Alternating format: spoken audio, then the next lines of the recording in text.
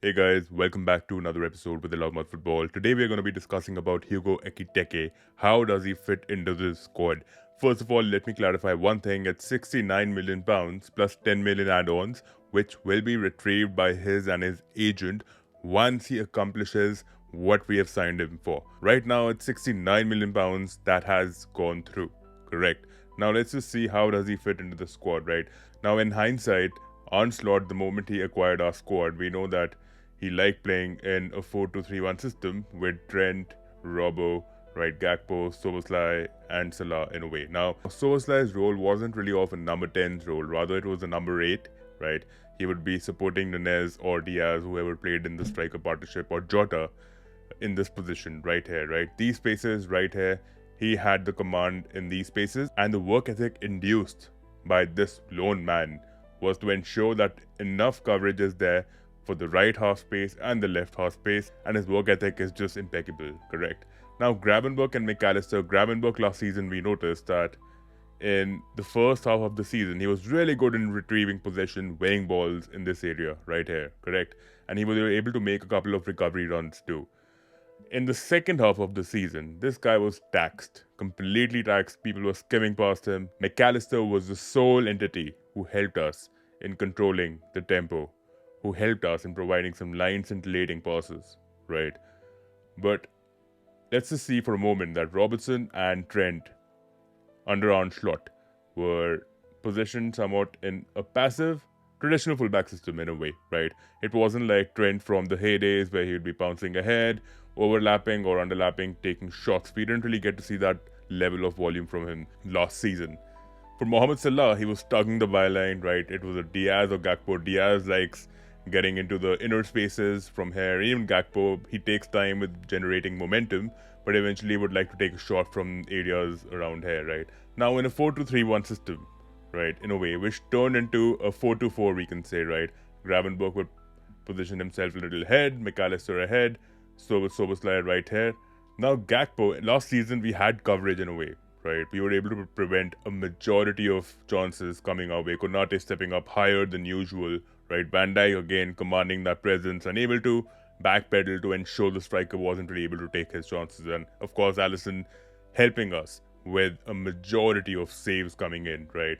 But I just want to understand now with Nunez, the profile that we have, Ekitike, right? Now, Ekitike is a profile that likes to be in deeper spaces, a profile that is more comfortable on the wider spaces too, and loves making runs inside. He loves gauging situations, the trickiest of situations where people like Mohamed Salah, rather than this position right here, now since Frimpong is starting here, he would like to get a little inverted, right? And Frimpong would be overlapping him, right? I think Frimpong is going to be a lethal threat for us, providing certain chances, certain opportunities, just passing to Ekitike in these spaces right here, correct? This is one way of seeing how it will be. Now, Ekitike, as a footballer, he likes close dribble control. Although physically he is still a sus, in comparison to his height. He's a lanky figure, 6'3" tall. He has a profile similar to Isak's, there is no doubt about that. But what more can he offer, right? Now, Ekitike, unlike Nunez, is good with dribbling. Nunez had a problem with losing possession too often, right? And yeah, he wasn't really that tenacious on the ball too at times. And last season, it was horrible. He didn't really get those thoughts. You saw Diaz too, trying to penetrate the back line, but it did not really give us a striker's stride in a way, right? Now, is Ekitike going to back up that 69 million pound proposal? Do you think he's going to back it up? I think he can back it up for sure. Now, what is going to change? I think in order for Liverpool to succeed this season, Soboslai will not get benched. For a moment, let's just see what happens if Liverpool are sustaining a transition, right? A counter-attack. If this happens in a situation where our players are positioned in this manner right here, right? Frimpong here, Kirkes is going to be here in a similar situation, but the attack is being orchestrated in these spaces right here, correct? Now, Gravenberch, since people were skimming past him, Onslaught would not be willing to take that risk in a way, right? Now, Wirtz has a good work ethic, but not enough for us to provide a defensive coverage on each and every transition. And that way, Liverpool are going to concede a hell of goals, correct? But now, in my opinion, I think what Onslaught is looking to do is play Wirtz on the left, right? Soboslai will still retain his position right here, right? And I think what this is going to do is induce the same level of work ethic.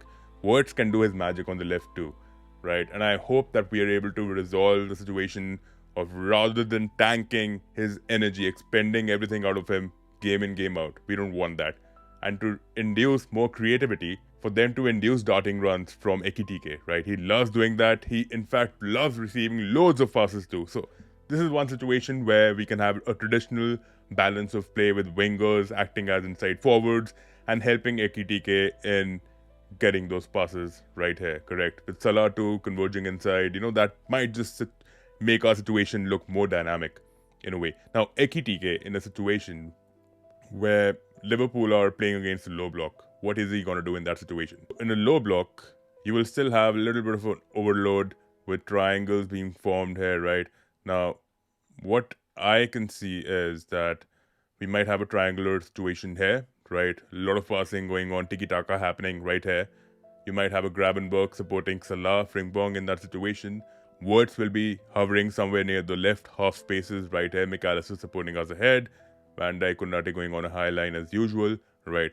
This situation is something which I can see might happen, right? With 4 or 5 attackers ahead. And the reason why we've recruited such creative midfielders in the first place is to allow runners to crash the box, right? Salah crashing the box. Frimpong, these are all box crashers, man. And Ekitike out of all, with immense ball control, with a really good demeanor on the ball. He's so comfortable with the ball, and he doesn't really jitter when it comes to a dueling situation. The only test for Ekitike is going to be the physicality of the defenders when he's lined up against 2 defenders, like maybe Tarkovsky, Branthwaite, something of that sort, a duo of that sort. We might see the real test in that situation, because aerially he is not proven, first of all, right? Liverpool will have to resort to short passes, direct play. That's what Onslaught system really oozes off, correct? Now, Ekitike as a profile can even get into deeper situations, allow other attackers to progress ahead. We've seen Ekitike emulating a similar profile of a false nine, right? Getting into deeper spaces and trying to get maximum volume of passes in that number 11 jersey, right? Now, there's also another thing to this, right? He is such a good passer on the ball, right? One of the most underrated strikers when it comes to passing into the final third too. 95 percentile of his passes into the final third are effective, by the way. And he is in the top 5% of the strikers in the world, attackers in the world, who are able to supply some subliminal passing into the final third. And that's what really matters, because when you have a Frimpong, you have a Salah, you have a Soboslai, you have a Florian Wirtz, Liverpool's chances of creating more, of sustaining better transitions is going to rapidly increase, right? So this is my understanding of how Ekitike is going to be deployed in Liverpool. Let me know what do you guys think about this, and yeah, I'm waiting to hear from you all.